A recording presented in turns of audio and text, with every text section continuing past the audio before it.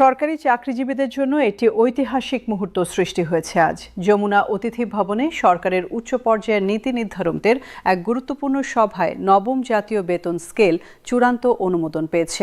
এই সভা থেকে সরকারি কর্মচারীদের জন্য তিনটি বড় সুসংবাদ ঘোষণা করা হয়েছে, যা তাদের জীবনে নতুন অধ্যায়ের সূচনা করবে।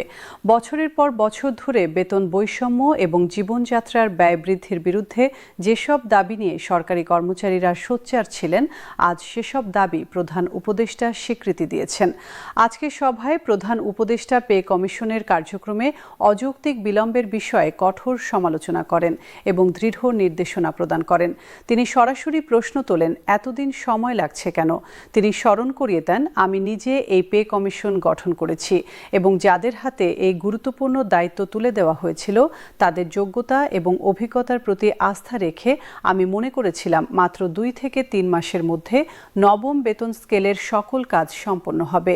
কিন্তু এই অপ্রত্যাশিত দীর্ঘসূত্রতার ফলে মাঠ পর্যায়ের কর্মচারীদের মধ্যে তীব্র হতাশা এবং ক্ষোভ সৃষ্টি হয়েছে। প্রধান উপদেষ্টা আরও বলেন, অন্তর্বর্তীকালীন সরকারের ওপর কর্মচারীদের ক্ষোভ প্রতিদিন বৃদ্ধি পাচ্ছে, যা কোনোভাবেই কাম্য নয়। তিনি অত্যন্ত দৃঢ়তার সঙ্গে নির্দেশ দিয়ে বলেন, আগামী 1 ফেব্রুয়ারি থেকে নবম বেতন স্কেল অবশ্যই বাস্তবায়ন করতে হবে এবং এর জন্য 8 ফেব্রুয়ারির মধ্যে চূড়ান্ত গ্যাজেট প্রকাশ নিশ্চিত করতে হবে। প্রধান উপদেষ্টার এই কঠোর নির্দেশের পর সভায় উপস্থিত অর্থ উপদেষ্টা ডক্টর সালাহউদ্দিন আহমেদ তাৎক্ষণিকভাবে সহমত প্রকাশ করেন।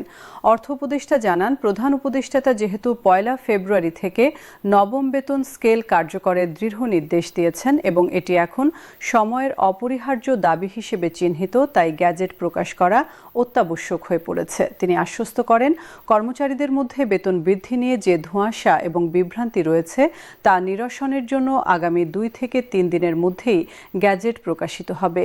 আমাদের পক্ষ থেকে সমস্ত দাপ্তরিক প্রক্রিয়া এবং আর্থিক হিসাব নিকাশ ইতিমধ্যে সমাপ্ত হয়েছে, ফলে 29 জানুয়ারির মধ্যে গ্যাজেট প্রকাশনা সম্ভব হবে বলে তিনি নিশ্চিত করেন। আজকের এই গুরুত্বপূর্ণ সভায় সরকারের বিভিন্ন মন্ত্রণালয় থেকে প্রায় 70 জন প্রবীণ সচিব অংশ নেন। তারা বেতন বৃদ্ধির প্রস্তাবনায় অত্যন্ত ইতিবাচক এবং সহযোগিতামূলক মনোভাব প্রদর্শন করেন।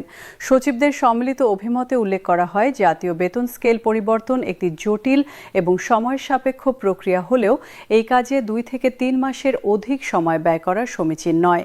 অন্তর্বর্তীকালীন সরকার জুলাই মাসে পে কমিশন গঠন করে এবং 6 মাসের সময়সীমা নির্ধারণ করা হয়েছে। তবে সচিবরা আশাবাদী ছিলেন 3 মাসের মধ্যেই কাজ শেষ হবে। এই অতিরিক্ত বিলম্বের জন্য কমিশনকে দায়বদ্ধতার সম্মুখীন হতে হবে বলে তারা মত দেন। সচিবরা আরও উল্লেখ করেন, বর্তমানে কর্মচারীরা যে পরিমাণ বৈষম্য এবং মূল্যস্ফীতিজনিত সংকটের মধ্য দিয়ে যাচ্ছেন তা বিবেচনায় নিলে তাদের বেতন অবিলম্বে বাস্তবায়ন করা জরুরি। অর্থনৈতিকভাবে সরকারি কর্মচারীরা নানা প্রকার ক্ষতির শিকার হয়েছেন এবং অনেকেই ঋণের বোঝায় জর্জরিত। তাদের আর্থিক সামর্থ্য বৃদ্ধি করে নবম বেতন স্কেলের আওতায় সকল ধরনের সুযোগ সুবিধা নিশ্চিত করা প্রয়োজন, যাতে প্রশাসন কার্যকর এবং গতিশীল থাকে। আজকের সভায় বিএনপি ভারপ্রাপ্ত চেয়ারম্যান তারেক রহমানও উপস্থিত ছিলেন এবং সরকারি চাকরিজীবীদের পক্ষে শক্তিশালী অবস্থান ব্যক্ত করেন। তিনি দৃঢ়ভাবে বলেন, কর্মচারীদের আর কোনো ক্রমেই উপেক্ষা বা অবজ্ঞা করা চলবে না। পরিসংখ্যান উপস্থাপনের মাধ্যমে তিনি জানান, বাংলাদেশের সরকারি চাকরিজীবীদের প্রায় 1/3 নিম্ন আয়ের কর্মচারী, তাই তাদের বেতন বৃদ্ধি করে দ্রুততম সময়ে গ্যাজেট প্রকাশ করা অত্যন্ত গুরুত্বপূর্ণ। তিনি রাজনৈতিক বাস্তবতা তুলে ধরে বলেন, আসন্ন জাতীয় নির্বাচনের প্রেক্ষিতে নির্বাচনের পূর্বেই বেতন স্কেল সংক্রান্ত সমস্ত কাজ সম্পন্ন করা পে কমিশনের মূল উদ্দেশ্য হওয়া উচিত, কারণ নির্বাচনের সময়ে যদি বেতন স্কেল নিয়ে কোনো জটিলতা বা অসন্তোষ থেকে যায় তাহলে সরকারি কর্মচারীদের মধ্যে অস্থিরতা সৃষ্টি হতে পারে, যা নির্বাচনের সুষ্ঠু পরিবেশকে বিঘ্নিত করতে পারে। নির্বাচনী পরিবেশ স্বাভাবিক রাখতে কর্মচারীদের সন্তুষ্টি নিশ্চিত করা অপরিহার্য। আজকের সভায় পে কমিশনের পক্ষ থেকে সরকারি চাকরিজীবীদের উদ্দেশ্যে 3টি যুগান্তকারী সুসংবাদ ঘোষণা করা হয়েছে, যা তাদের জীবনযাত্রায় উল্লেখযোগ্য পরিবর্তন আনবে। প্রথম সুসংবাদটি হল 2015 সালে স্থগিত হওয়া সিলেকশন গ্রেড এবং টাইম স্কেল পুনরায় চালুকরণের সিদ্ধান্ত।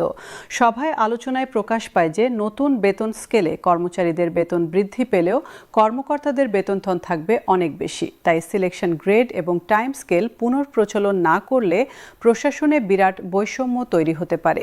এই পরিপ্রেক্ষিতে পে কমিশনের chairman Zakir Ahmed Khan selection grade এবং টাইম স্কেল পুনঃপ্রচলনের যৌক্তিকতা ব্যাখ্যা করেন। প্রধান উপদেষ্টা এই প্রস্তাবে সম্মতি জানিয়ে বলেন, নিশ্চিতভাবে সিলেকশন গ্রেড এবং টাইম স্কেল পুনঃপ্রবর্তন করা প্রয়োজন। আমরা চাই যে গ্যাজেট প্রকাশিত হবে তাতে এই দুটি গুরুত্বপূর্ণ সুবিধা অন্তর্ভুক্ত থাকবে। দ্বিতীয় সুসংবাদটি হল গ্রেড সংখ্যা কমানোর ঐতিহাসিক সিদ্ধান্ত। প্রধান উপদেষ্টা এবং পে কমিশন একটি অভ্যন্তরীণ আলোচনায় গ্রেড সংখ্যা পরিবর্তনের বিষয়টি গভীরভাবে পর্যালোচনা করেছেন। বর্তমানে চালু 20টি গ্রেডের স্থলে 14টি গ্রেড প্রবর্তনের একটি গুরুত্বপূর্ণ সিদ্ধান্ত গৃহীত হয়েছে। সভায় এই বিষয়ে বিশদ আলোচনার পর বৈষম্য দূরীকরণের লক্ষ্যে 14টি গ্রেড রাখার জন্য প্রধান উপদেষ্টা দৃঢ় মতামত দেন। তিনি বলেন, সরকারি কর্মচারীরা বিভিন্ন সময়ে নানাবিধ বৈষম্যের শিকার হয়েছেন এবং অনেকে পদোন্নতি থেকে বঞ্চিত হয়েছেন। তাই এই দীর্ঘমেয়াদী বৈষম্য দূরীকরণের জন্য কেবল আর্থিক অঙ্কে বেতন বৃদ্ধি যথেষ্ট নয়, সমান্তরালভাবে গ্রেড সংখ্যা হ্রাস এবং সংশোধন করে নবম বেতন স্কেল বাস্তবায়ন করা আবশ্যক, যাতে কর্মচারীরা দ্রুত পদোন্নতি অর্জন করতে পারেন এবং তাদের সামাজিক মর্যাদা বৃদ্ধি পায়। তৃতীয় সুসংবাদটি হল বাড়ি ভাড়া এবং চিকিৎসা ভাতায় আমূল সংস্কার। বর্তমান বাজার পরিস্থিতির সঙ্গে সমন্বয় রেখে বাড়ি ভাড়া মূল বেতনের 70% হারে নির্ধারণ করা হয়েছে, যা পূর্বে উল্লেখযোগ্যভাবে কম ছিল। বিশেষভাবে শহর এলাকায় বসবাসকারী কর্মচারীদের জন্য এটি বিরাট স্বস্তি নিয়ে আসবে। পাশাপাশি চিকিৎসা ভাতা নির্ধারিত করা হয়েছে 4,500 টাকা। বর্তমানে চিকিৎসা ব্যয়ের যে ঊর্ধ্বগতি পরিলক্ষিত হচ্ছে তার পরিপ্রেক্ষিতে পূর্বের ভাতা ছিল সম্পূর্ণ অপর্যাপ্ত। আশা করা হচ্ছে আগামী কয়েকদিনের মধ্যে যে গ্যাজেট প্রকাশিত হবে তাতে এই বর্ধিত বাড়ি ভাড়া এবং চিকিৎসা ভাতার বিষয়টি স্পষ্টভাবে উল্লেখিত থাকবে। সামগ্রিকভাবে যমুনা অতিথি ভবনে অনুষ্ঠিত আজকের সভা এবং সেখান থেকে প্রাপ্ত এই 3টি সুসংবাদ দেশের 22 লাখ সরকারি চাকরিজীবীর জন্য নতুন বছরের শ্রেষ্ঠ উপহার হিসেবে বিবেচিত হবে। 1 ফেব্রুয়ারি থেকে কার্যকর হতে যাওয়া এই বেতন স্কেল তাদের জীবনে আর্থিক স্বাচ্ছন্দ্য এবং কর্মক্ষেত্রে নতুন উদ্দীপনা সৃষ্টি করবে বলে দৃঢ়ভাবে বিশ্বাস করা হচ্ছে।